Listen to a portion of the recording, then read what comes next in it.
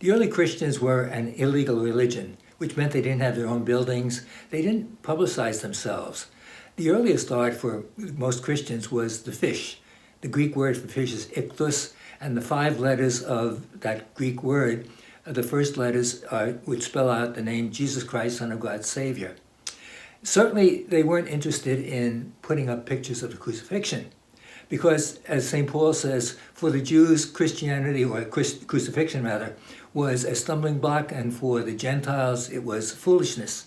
So to put up a picture of Jesus on the cross, it would just been mocked that someone who suffered this greatest penalty that the Romans could give, the most cruel penalty, the most demeaning penalty, could be someone who was worshipped. And to show a picture of this, we have a sense of a picture that appears in the city of Pompeii. It's a picture, it's a graffito, and of course it's a person on a cross, but the person on the cross has the head of a donkey, and a man is standing watching, and the Greek words say, Alexamenos worships his God. So it's a mockery of Christians. But there was a form of art that the Christians could copy, and that was the Good Shepherd. Because both the Greeks and the Romans had in their pantheon of gods a god, Hermes, who took care of shepherds, flocks. And he's often portrayed as a shepherd carrying a sheep on his shoulder.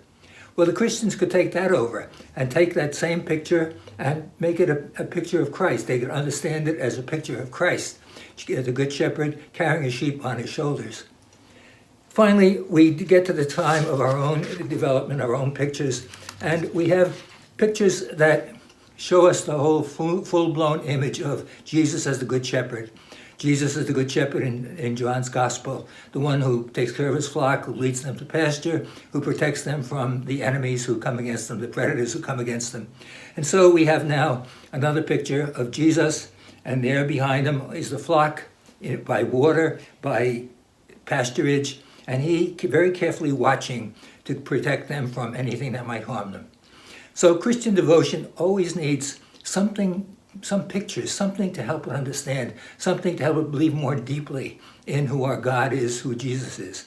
And the Good Shepherd becomes one of the ways to do that.